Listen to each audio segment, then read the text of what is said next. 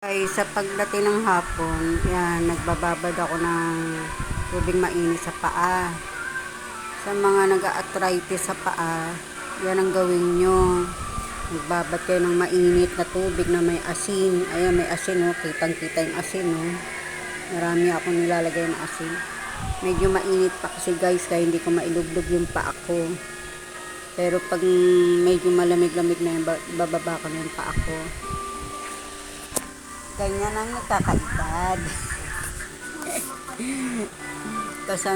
Kasi magpa-doktor ka, magbabad ka na lang ng mainit na tubig sa sa maligamgam. Kaso hindi maligamgam to guys, mainit na mainit to, bagong kulo to. Ganyan ginagawa ko. Pag medyo na na yung kaya na ng paa ko, lulubog ko na yan dyan. Mahirap yung guys na hindi ka makalakad dahil sa arthritis sa paa.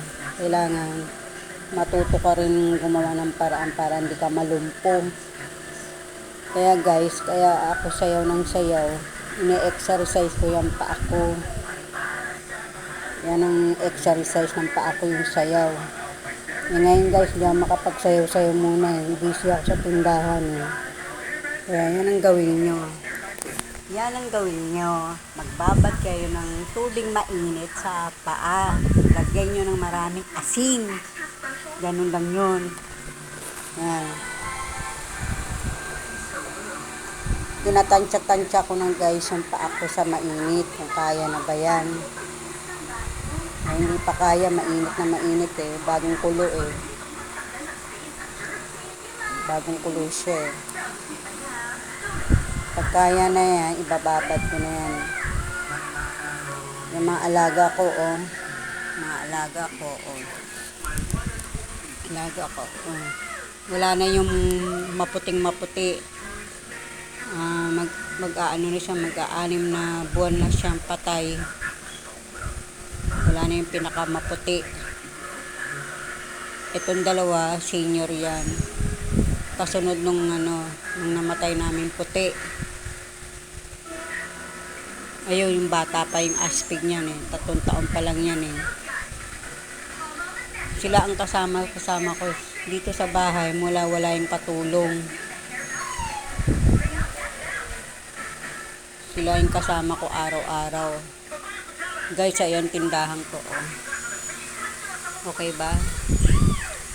Punong-puno niya, lalo yung rep namin, punong-puno. Yung karton niya, may mga laman yan.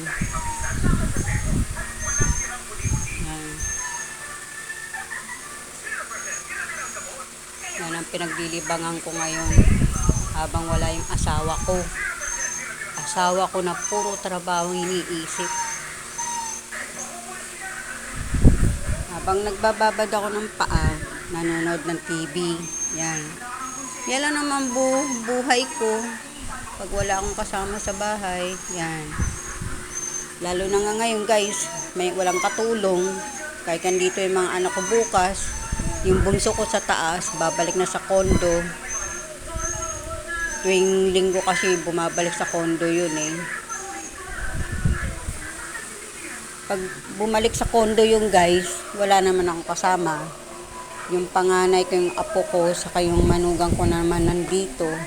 Bukas, gagala raw, hindi naman ako makakasama dahil wala nga katulong dito. Yan guys, oh. Tinitimpla na ng paa ko yan. Hindi na makakasama sa gala kasi nga walang katulong. Naghahanap pa yung mga anak ko na makakasama ko rito. Yan, ibababa ko na yung sakong.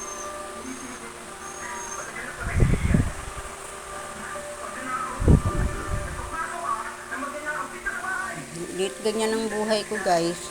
Pag wala yung mga kasama ko rito sa bahay, yung bunso ko mamaya bababa na yun. Uuwi na ng kondo dahil may pasok bukas.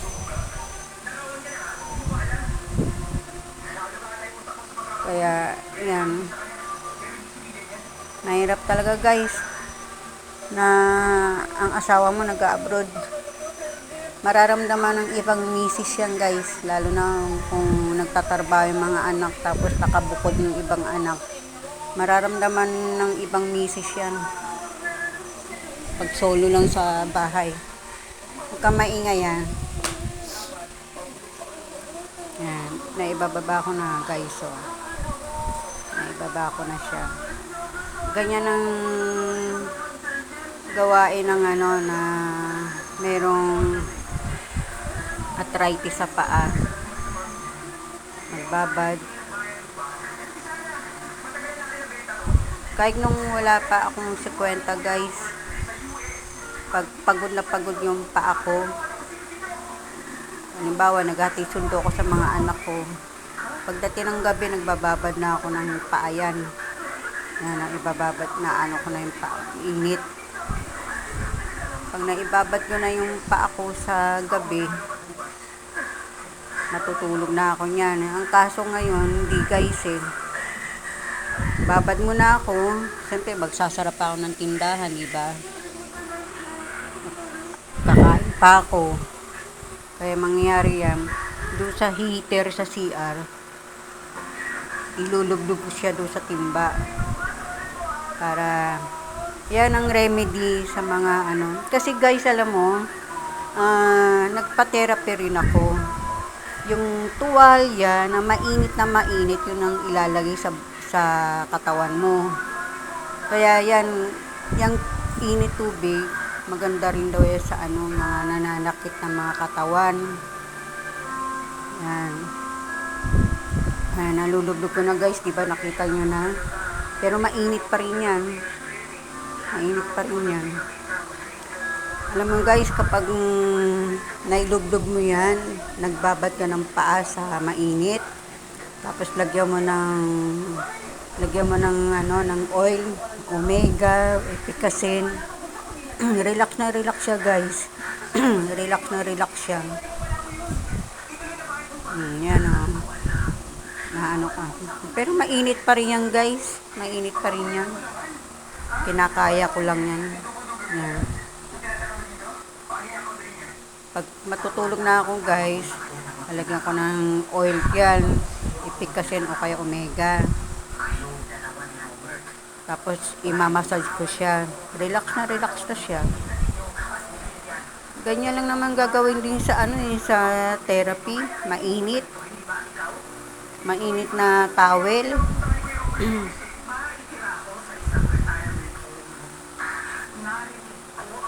Yan. Pababat yung sako. Kasi guys, yung sako ang ano, ang merong arthritis, yung sako. Ayan, naibababa ko na, di ba guys? Pero mainit pa rin yan. Kinakaya-kaya ko lang yan. Mainit pa rin yan. Kaya lang eh, siyempre, gusto kong mawala yung arthritis ko. Kaya guys, hindi ako kumakain ng mga buto-buto, mga munggo, hindi ako kumakain ng munggo. Pag nagluto ko ng munggo at nandito yung mga anak ko, kukunin ko lang doon yung sabaw, tapos yung gulay, kung daong ampalaya o malunggay, yun lang kukunin ko, mga kamatis, ganyan lang. Tapos, hindi rin ako kumakain ng mga sitaw, talong, hindi ako kumakain yan. Okra, hindi na rin ako kumakain yan. Ang mga dating kinakain ko, pinatigil na ng doktor yan. Kasi, dyan lang nakukuha yung mga arthritis. Yan. Iba guys, diba? Kaya na, Pero mainit yan. Kinaya ko na yan. Diba? Nare-relax yung paa mo dyan. Mawawala yung mga arthritis mo yan. Basta tuwing hapon, habang nanonood ako ng TV, ganyan na ako. Kaya may mga alaga ko tulog, mga tulog yan, Diba? Tulog sila. Kasi guys, nagbukas ulit ng tindahan. Hindi ko na sila na ipapasok ng tanghali sa kwarto para matulog kami. Eh lalo na yung nagpaalam yung katulong ko. Hindi na kami pumapasok ng kwarto. Kaya yung mga aso niyan, hindi sila totally masarap matulog dito sa sala. Kasi sa kwarto talaga masarap ang tulog nila. Minsan lumalabas na kami rito sa sala, 2:00 na. Ngayon, ganyan sila. Mamaya pa kami papasok, 7:00. Magsasara ako ng tindahan sa yung anak kong lalaki, yung bunso. Pag bumaba na yan, nakabihis na yan. Aalis na yan. Uwi na ng kondo. Yan. Mababait yung mga alaga ko pag ganyan. Mga busog yan eh. Hindi nakakain ng hapon yan. Kumain 2:00 ng kanin. Kaya mababait yan. O guys, medyo ano na yung paa ko. O diba? Yan. Yung mga nakakanood nito guys, gawin nyo lang to sa bahay ninyo tuwing hapon. Magbabad na kayo ng mainit na tubig, lagyan nyo ng maraming asin. Nakaka-relax yan guys. Nakaka-relax yan. Ewan ko ba, bakit ako nagkaroon ng arthritis sa paa? Ang alam ko na bugbog yung paa ko sa pag-akyat ng hagdan. Nawala yung tsinela sa paa ko. Yun lang, nabugbog dong sa bato. Natanggal yung tsinela sa paa ko. Yun lang. Wala naman akong iniisip na nagkaroon ako ng manas o nagkaroon na ano ba yung tawag niya. Basta nabugbog lang sa hagdan to kasi nawala yung tsinela sa paa ko. Ganyan lang, oh. Malamig na. Tapos, may nakaredy akong pamunas niyan. Ready yung pamunas ko.